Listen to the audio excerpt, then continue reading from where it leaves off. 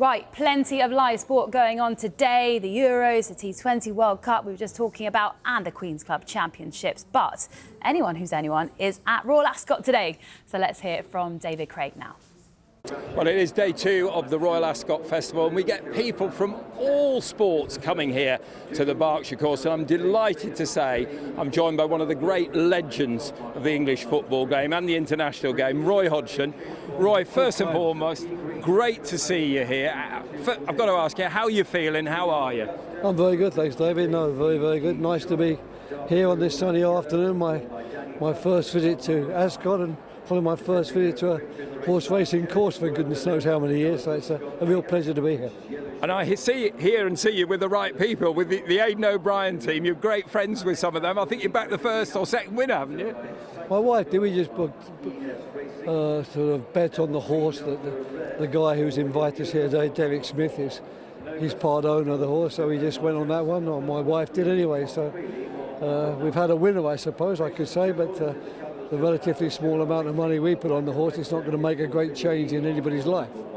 Listen, the great thing is that you are legendary in football across all stages. I've got to talk to you about. Let's start with Crystal Palace, because a number of times I interviewed you last year, you always said to me, David, when our best players come back, we'll be a very, very good team. How happy were you to see those young players that you'd helped nurture come through? No, I was really happy with the team.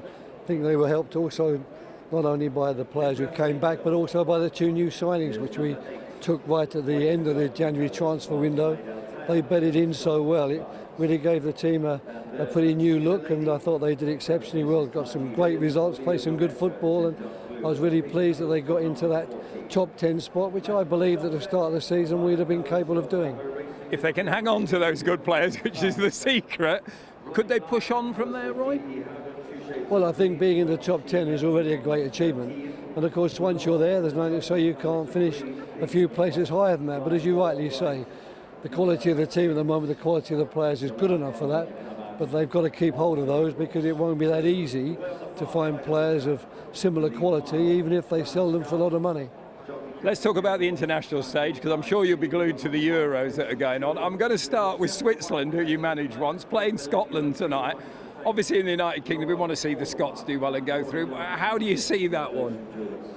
Well, Murat Yakin was a player when I was with the Swiss national team, so I obviously have a very keen eye on them. I hope they're going to qualify, but of course also Scotland. I felt so sorry for them after the first game. I thought that was a harsh result really, and the criticism they've endured after that is probably beyond the pale. So I also hope that they're going to bounce back. So I suppose if I could choose the ideal result for me tonight, it would be a draw. That way I don't dismiss or upset any of my Swiss friends, and it keeps Scotland in the race. Let's talk about England, because I know you were very proud indeed to manage your country. We always have to manage expectation, Roy. How has the start been? How do you assess it, and how do you assess them going forward with those players that they have at their disposal for Gareth Southgate? Going forward, I'm very, very confident they'll do well, because the quality of the players is very good.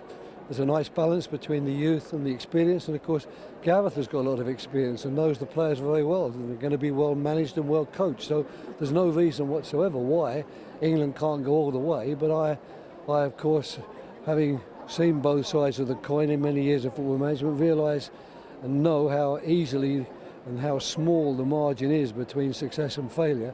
And in a competition like the World Cup, it hinges on very, very small things.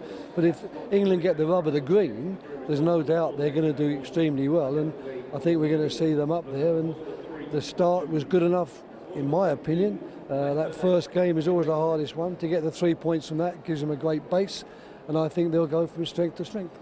I think it's important to pick up on a point there that perhaps people don't pick up on a lot. For you people that are lucky enough to manage England, you mentioned that word, that weight of expectation. How difficult is it when you're there fronting up your country? Well, it's always there, but I think that if you've taken on that job as a manager or a player, I think you go in accepting that weight, accepting that responsibility, just hoping really that things are going to go your way, which they don't always do, and just hoping really that you can bring out the best in yourself. And as a manager, of course, you're very dependent upon your players, so I'm sure Gareth and Steve are going to be hoping every kick-off that they face that the players they know are very good players, every bit as good, if not better than the opposition, are going to be able to bring their A game to the pitch that day. And then when the ball does strike the post, it goes the right way after hitting the post. Just finally, I've joked with you a number of times. I said if you retired, I had to retire, but I need to keep going. No, So keep going. are you still waiting for the phone to ring, or what's your plans? No, to be honest, it's a long while since I waited for phones to ring. I was fortunate that after leaving England, a couple of phone calls were made, and I was very happy to take the job on offer there. But it's not something I go to bed at night thinking about. But once again, you never know in football. I'm frightened in a way to say no. You'll never see me on a football field again because I did it twice and came back twice. I don't want to be Frank Sinatra and keep retiring.